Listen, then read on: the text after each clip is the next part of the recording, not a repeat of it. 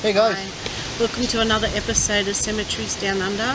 We're here at the beautiful cemetery of St Stephen's Church, Anglican Church in Newtown, which is an inner city suburb, and the cemetery around it. Now the cemetery was established first in 1848. There's a few notable characters here, but there's also a shocking secret about this cemetery, which we'll talk about later. But we'll give you a tour, starting with this gorgeous fig tree. Now this fig tree will probably be over 100 years old, easily. It's gorgeous. And then we've got the caretaker's house over here, the original caretakers. So we'll show you that as well.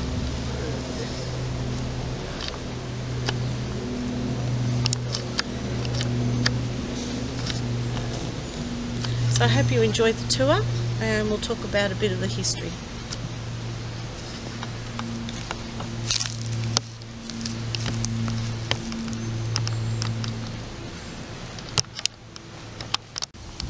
Here you can see the Cemetery Lodge 1848. Now this is the original cottage where the gravekeeper would have lived with his wife or family, and he would have been looking after the grounds of the cemetery.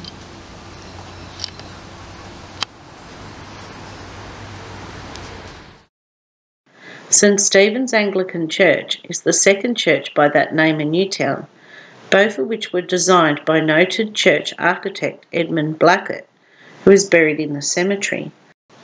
The building was completed in 9 months at a cost of £417 and was consecrated on Tuesday the 9th of September 1845.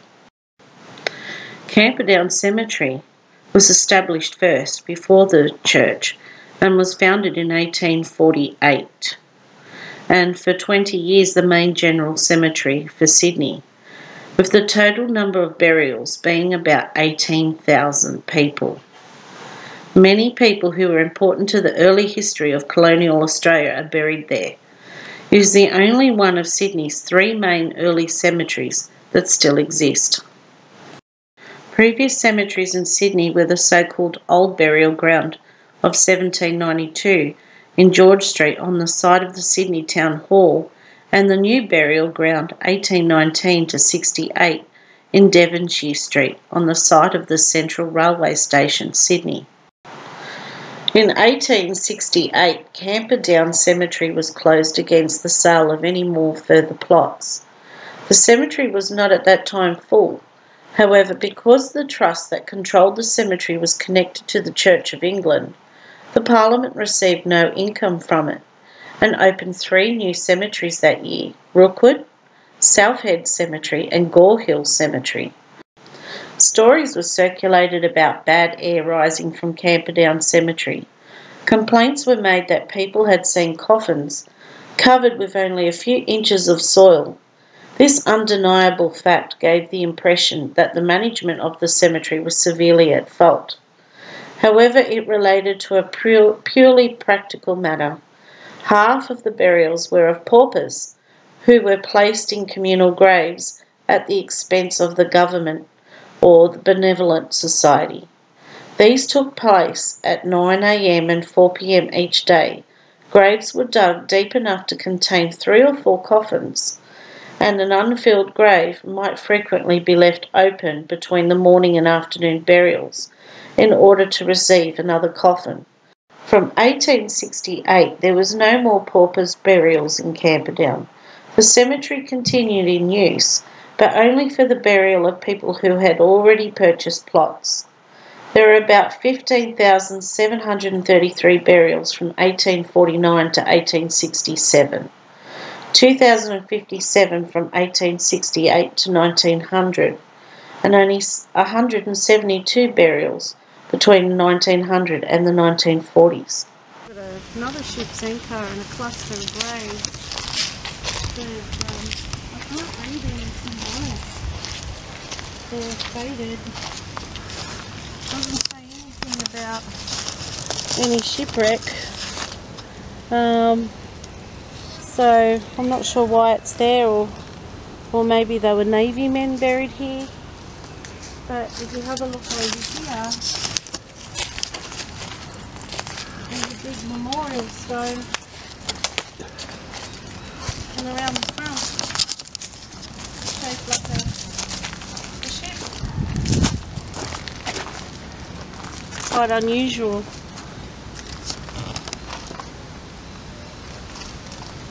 You got the ship breaking out of the waves there. It's quite a nice design.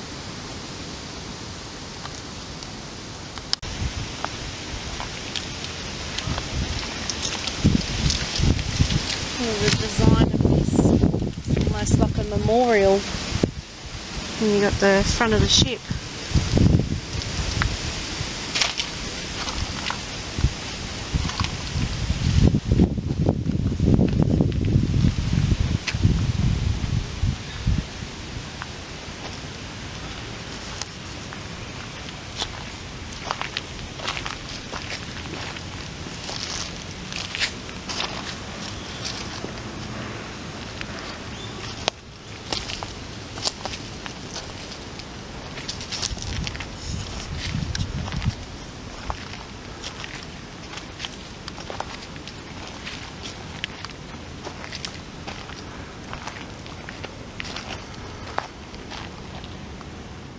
So here's the grave of John Lees, and he was a foreman of a shipping company, and he was born February 16th, and it says 1843, and he died October 11th, 1888, and this was erected by his workers.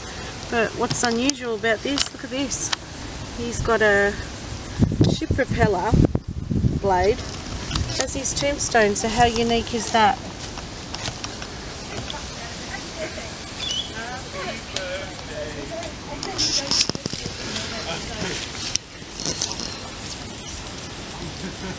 This unusual style vault here, isn't it gorgeous? And got the, it's almost like a pillar type shape. But it's sacred to the memory of Dorothy Lean, the beloved wife of George Russell, who departed this life on the 25th of April 1852, aged 22. Also Robert, the only son of the above, who departed this life on the 28th of April 1852, only aged 10 months. So whatever we fondly call our own belongs to the great Lord. The blessing Lord asked for a day are soon to be restored, and the rest is pretty faded. And there's one more panel over here. Sacred to the memory of Isabella Cecilia, the beloved wife of George Russell, Esquire, who died at Sydney on the 2nd of March 1869, aged 36. And there's some poetry here, but I just love the design. It feels like metal, so it would have been quite grand in its day.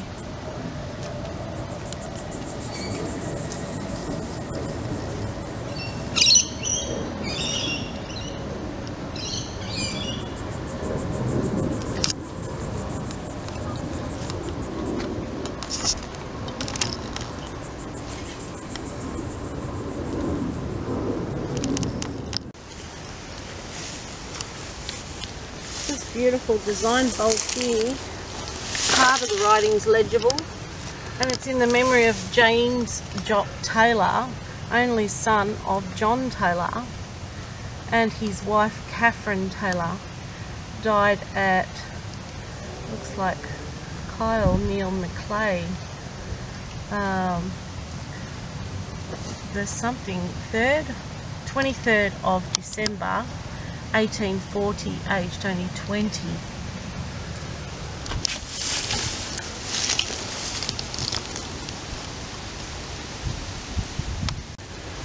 This gorgeous big bolt here is in loving memory of Elizabeth Brennan, died the 10th of June 1866, aged 40 years, or 49 is it?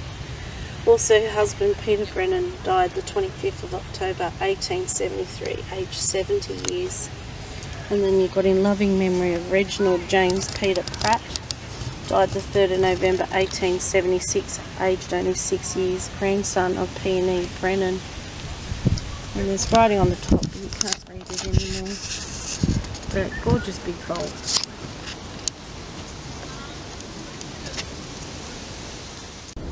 Look at the beautiful cemetery art on this one. It says sacred to the memory of Henry Trick, who departed this life the 1st of September 1856, aged 51 years. And it says one of England's best of sons, and the rest I can't read. I do want to apologise for the long grass at the moment. Sydney has been hit with a lot of rainstorms and storms and floods, so unfortunately I guess they're a little bit behind in their yard maintenance. Okay, so this vault with the beautiful fencing around it is probably one of the best kept graves here, and it's in memory of Colonel Sir Thomas Livingston Mitchell, Surveyor General of New South Wales, who died the 5th of October 1855 in his 64 years. Also Camilla Victoria, third daughter of the above Sir Thomas Livingston Mitchell and wife of John Frederick Mann, died the 16th of October 1863, aged 27 years. Also Bentley Camille Mitchell, twin son of the above John Frederick and Camilla Victoria Mann, who died the 21st of December 1863, aged 10 weeks and 3 days. Also Blanche Nicholson Mitchell, sixth daughter of the above Sir Thomas Livingston Mitchell, died the 17th of September 1869, aged 26. And you can just see their plaque down here now, but they've obviously put a new one up here. You no longer read a lot of the writing that's on the vault.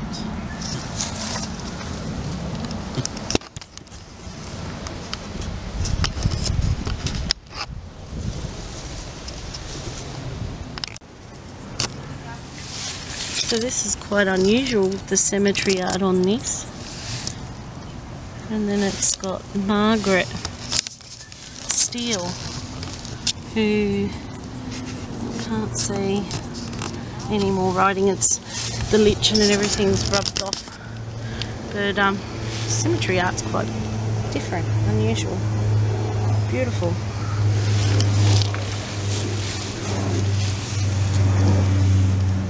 We've got sacred to the memory of Robert Maxwell, who died the 31st of December, and I'm not quite sure of the year. Looks like 1860 something, aged 41. And also Robert, son of the above, who died the 29th of November, aged 3 months. Also James, son of the above, who died the 29th of December, looks like 1860, aged 10 years and only a few months. And the rest of the writing here is very faded.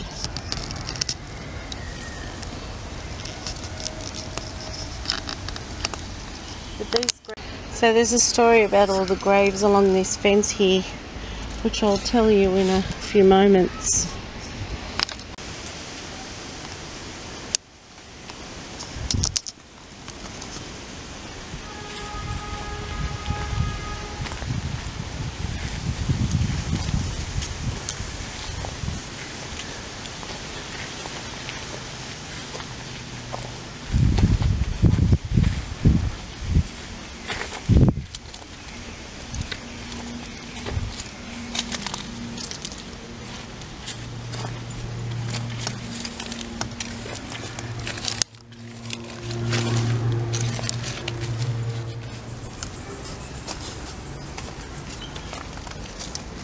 Look at the gorgeous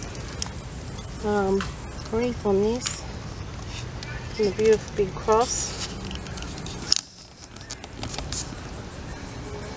And this says in memory of James Donathorne, Esquire, for many years Governor of the Mint, and Judge in the Honourable East India Company's Bengal Civil Service, died the 25th of May 1852, aged 79. And also of Eliza Emily.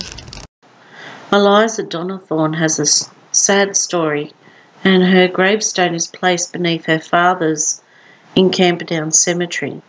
Eliza was an independent-minded young woman who dismissed all her father's potential suitors before settling on a man of her own called George Cumberson. The wedding, a grand society affair featuring Sydney's leading socialites of the time, was set to take place in 1856 in the nearby St Stephen's Church. For reasons that have never become apparent, George never showed up and was never seen again, leaving Eliza heartbroken. She was convinced he would come back, so she refused to leave the house and basically became a recluse. She kept the door on the chain in case he came in the middle of the night and wouldn't let them clear the wedding breakfast. She died 60 years later. She never removed her wedding dress. Her life is often cited as an inspiration for the Miss Havisham character in Great Expectations. Last surviving daughter of the above died the 20th of May 1886. Wow. Stunning. Stunning tombstone. And here we've got an unusual sort of design here. It's kind of like a book on hinges. Not sure. And then it says the grave of maybe Lucy Harriet, the beloved wife of the Reverend Charles Camp of Newtown and third daughter of the Reverend Charles George, formerly rector of the Wiccan something. She died in Sunday the 20th of March, aged 42. Husband and children. Not very clear anymore, but what a stunning tombstone and how unusual that is.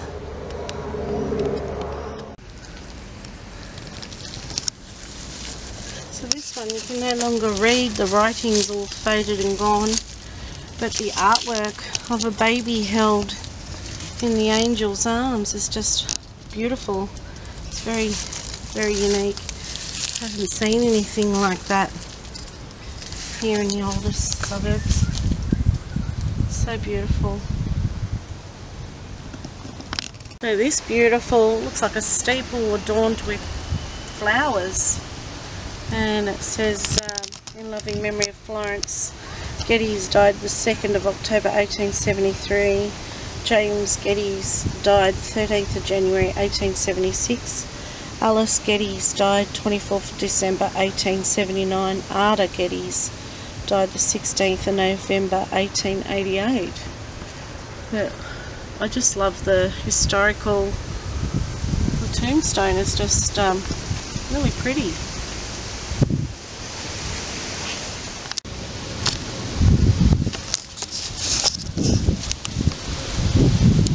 Unusual headstone.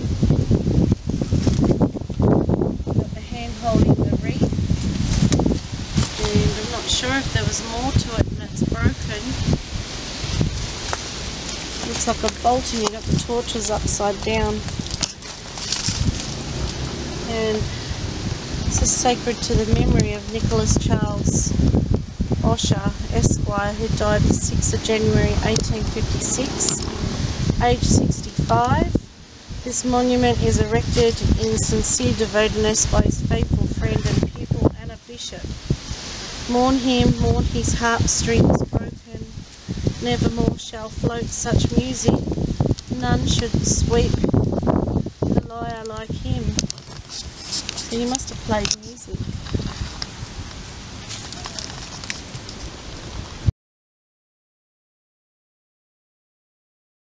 These beautiful big pillar grave, it's massive, and You've got the angels right up the top, and it's sacred to the memory of Joan Barker, wife of Thomas Barker, Esquire, of this city, who died the 23rd of December, looks like 1831, age 50. Look at the size of this thing.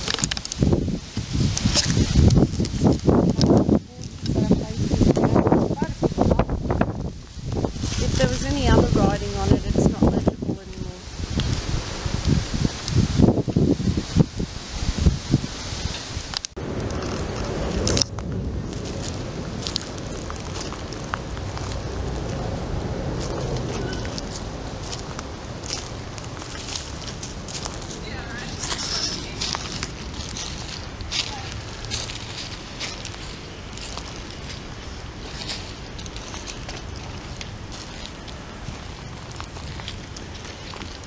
Or just the tombstone here, the big urn up the top. It says sacred to the memory of Simon Wilkinson Jr., late of Boston, Massachusetts, USA, excuse me. Born the December the 30th, 1810, died August the 23rd, 52, aged 41 years and 9 months. It's a very grand tombstone.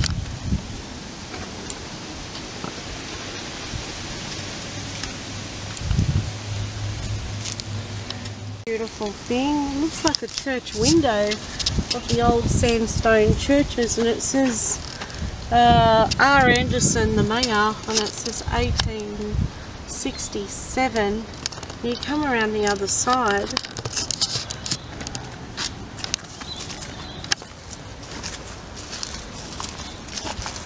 that said presented by E.W. Molesworth to the residents of Erskineville. So I'm not quite sure if it's a vault or a grave, or whether they've saved a bit of their original church and kept it here.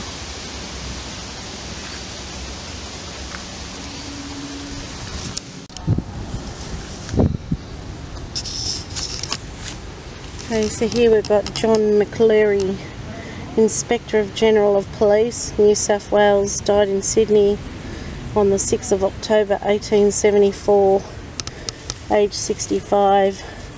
This memorial was erected as a tribute of esteem by the officers and men serving under his command.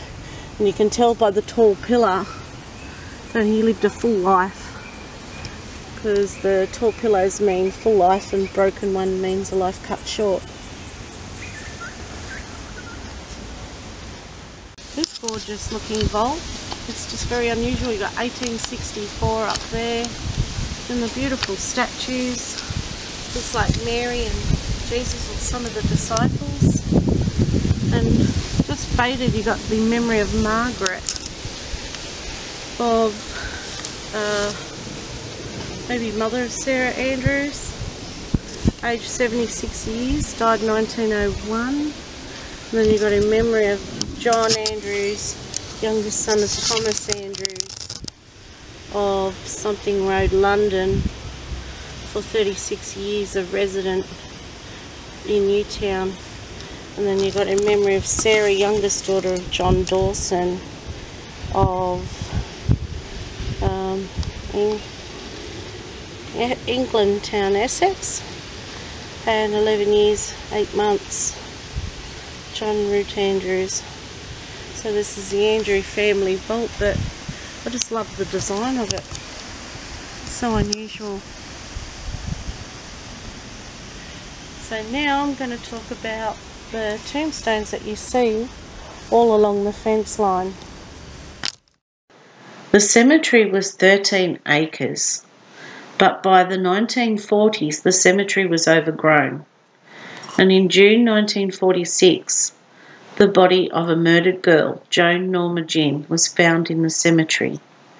This prompted action on behalf of the local council. So all but 4 acres of land was resumed as public space. An Act of Parliament in 1948 established the Camperdown Memorial Rest Park under control of the local council. The area of cemetery that adjoined St Stephen's Church was walled off from the park and continued to be managed by a body of trustees. Outside the wall, the park was cleared of trees and tombstones and monuments. The removal of the memorials from the park was a heritage disaster, resulting in the damage of a great number of stones. Some of the larger and more significant memorials were re-erected within the smaller space. Hundreds of tombstones were stood around the inside of the new stone wall and were fixed to it with steel pins and cement. By 1980, the steel pins had rusted and expanded, cracking and defacing many of the stones. Other steel was simply laid out in rows like pavers. So broken stones were reused at other sites and can be found bordering the fence of a nearby playground. So this Camperdown Memorial Rest Park is actually part of the cemetery. So the graves you saw along the fence line behind the wall are actually graves that are out here in the park where people are walking their dogs, having picnics, and it's even a children's playground here. But this is where the souls belonging to those tombstones are actually resting out here, forgotten, on the other side of the wall. And that's the shocking truth of this cemetery.